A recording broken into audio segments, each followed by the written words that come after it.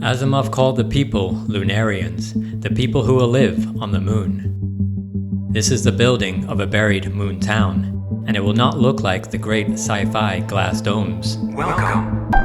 4 billion years ago, an asteroid struck the south pole of the moon and left a shallow crater. Day 1. The first construction shipments arrive from Earth, humans and humanoid robots. The inflatables go up first. They pack small for launch and deploy large, pressurized within hours of landing, and are buried under regolith within days. They are at the construction site porta cabins, sleeping quarters, workshops, robot maintenance bays, a mess hall, a medical room. Comms towers and solar farms rise on the rim above the crater like a crown. At the lunar equator, solar panels lie flat because the sun passes overhead. Here at the South Pole, the sun passes low along the horizon, so the solar panels are designed vertically like a fence or a sail on a ship. Tall and narrow, it also reduces the amount of lunar dust that can settle on them. There's no atmosphere interference, no clouds, no rain, no scattering of light, and for most of the time, at the South Pole, on the high rims, there is no night. Sunlight arrives as a pure, unscattered, full-intensity beam. The panels rotate slowly, tracking the sun as it circles the sky. Power runs down buried cables into the construction yard below. The crater is the living room, the ridge is the yard. The encyclopedia of the future. Gravitational engineering. The engineering of systems and machines to work in different gravity environments and in weightlessness. The 4th volume of the Encyclopedia of the Future is available on my Patreon. The next shipment of robots arrives. Day 10. The construction site is located near the much larger Shackleton crater, a crater whose floor is locked at -240 Celsius. It has not seen sunlight in over 3 billion years, but in its darkness there is water ice, almost as old as the oceans of Earth. Nearby, in the shallow crater, and on its rim above, the sunlight skims the horizon. 80 to 90% of the year, the sun never sets. The solar engineers call this the peak of eternal light. This is why the town is here, close to the ice, sunlight for power, and inside the crater for protection. The town will be buried wearing the moon's terrain as its armor. Clusters of habitats, recreational areas, science labs, farming stacks, storage will all be connected by tunnels that are also buried. Like an Arabian Old Town Medina meets Antarctic research base. The crater walls block low-angle radiation, catch micrometeorites coming in sideways, and makes it easier to defend against dust and debris. The walls give the town a defined edge, and a psychologically enclosed feel, rather than the feeling of living out on the open surface. The humanoid robots begin work. The first job is the foundation. Before any habitat is built, the ground has to be made ready. Regolith is loose and charged with static. Powdery in places, compact like concrete in others. It varies meter to meter. And the moon shakes.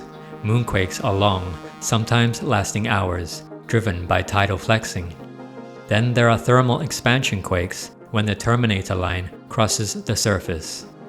The foundation work begins with grading. Bucket ladder rovers strip the top meters of loose regolith down to a denser layer. This dirt is saved for later. Robotic compactors travel across the cleared floor, vibrating the surface into a tighter pack. Then comes the sintered slab. Microwaves and concentrated sunlight melts the regolith into a hard, glassy crust, 2 to 3 meters thick. No cement, no rebar. Lunar concrete, similar in strength as residential-grade Earth concrete. The humanoids, they control the smaller machines. There is an org chart. Inspection drones do not fly, they crawl. There are no thrusters here, because no one wants more dust in the air than what already exists. Dust is the enemy. Everything moves on wheels, tracks, or feet, and flipping is a risk in 1/6 gravity. And the bulldozers, they come later. Day 30. Drilling begins. Drillers, overseen by the humanoids, drive anchor points through the slab into the denser regolith below. The anchors go deep into the rock. They keep the ground from shifting and pin the foundation to stop it from sliding and lifting. Seismic dampers will sit between the foundation and the structures. When the moon shakes, the dampers absorb it. The town stays still. And below the foundation, basement levels are excavated where the land allows. Data centers go here, archives, cooler hydroponic grow rooms, and cold storage for biological samples. Next comes the welding. Day 60. The humanoid robots work outside on the floor of the crater, in sunlight, in the open space of vacuum, and they are the first to stand on the foundation. The humanoids weld together beams and sheets of aluminum, beams for the skeleton and sheets for the skin. A laser is piped through a flexible cable, an umbilical cord, to the robot's arm.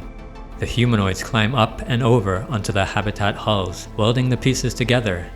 A focused beam of intense light comes out through a nozzle at the tip of a finger, striking the aluminum. The laser runs on a power source on a nearby cart, which is moved around the site. When it comes to welding on the moon, being in vacuum is a gift. On Earth, welders need to shield their welds against oxygen, which causes brittle, weak connections. The robots are welding structures using a double hull system, 2 layers of metal with a vacuum gap between. The metal is a few centimeters thick and is welded, sealed, made airtight. With laser welding, there are no flames or sparks. Here on the moon, there is no sound. The construction site is silent.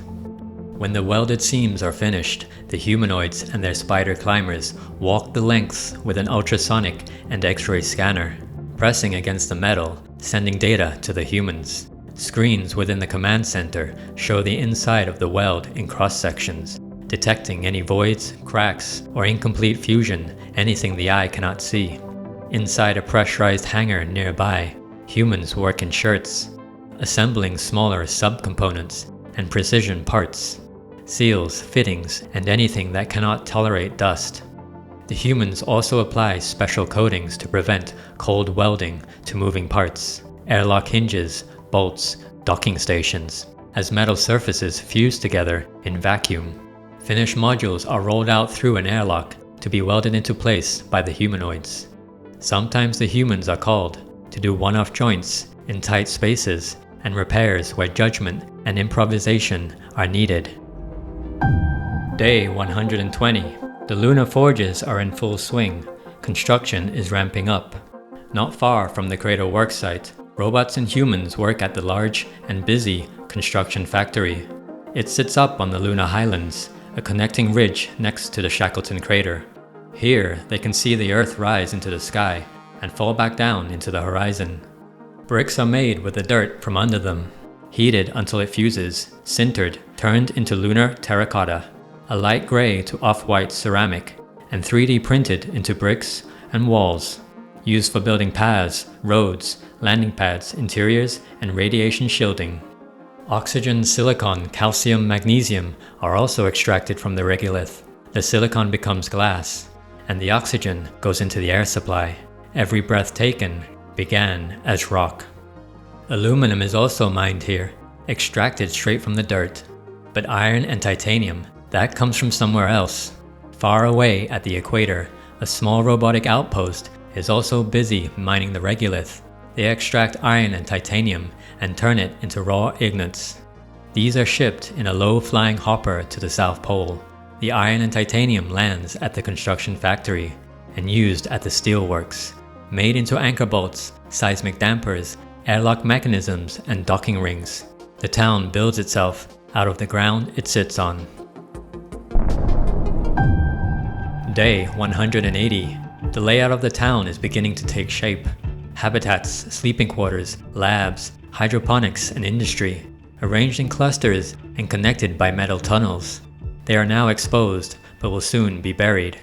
From above, the town will look like smooth lunar hills, like Hobbiton, buried, hidden, cozy. The town will have small courtyards with fountains that shoot high in the low gravity, with water that falls slowly. And there will be a small town center, a domed plaza, reinforced glass that is set into the metal skeleton skylight.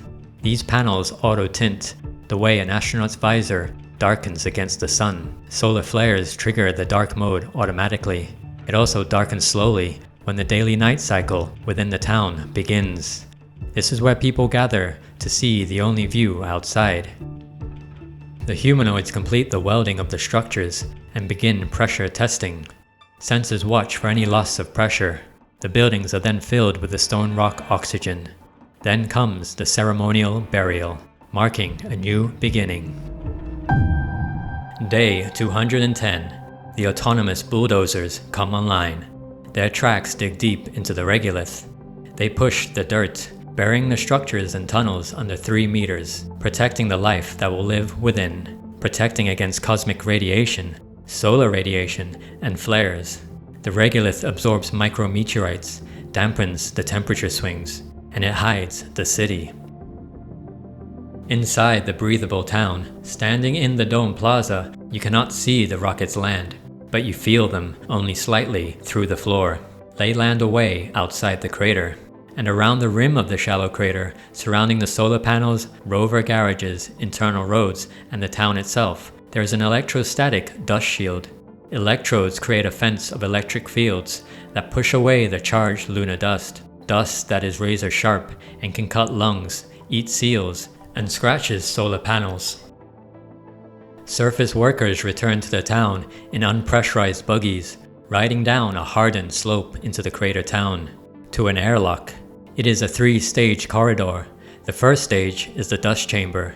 Surface walkers enter. Electrostatic plates and soft brushes pull regolith off.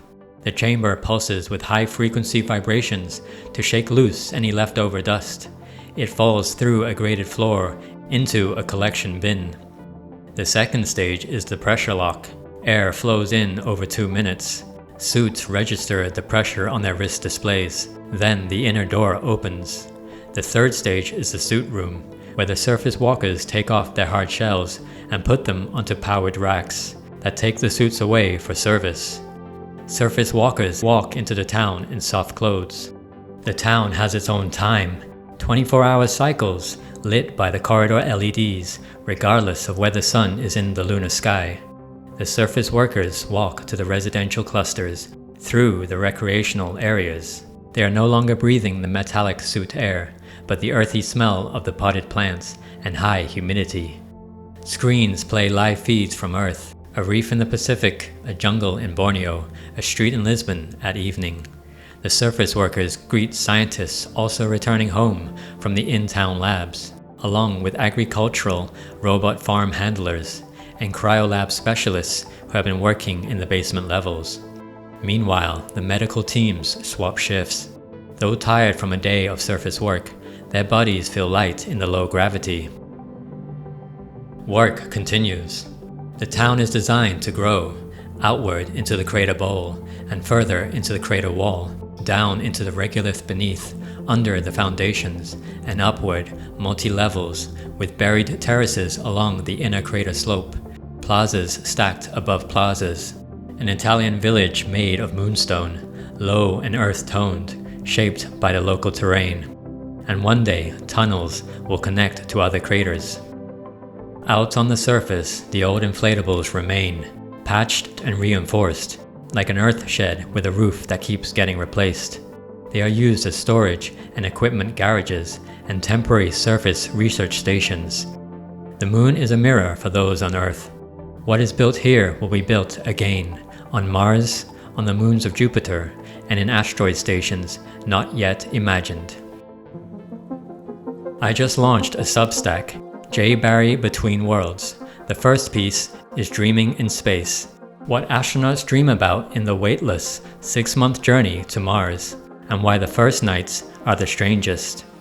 The first, second, third, and now fourth volumes of the Encyclopedia of the Future are available on my Patreon. I have also published a collection of 7 short stories.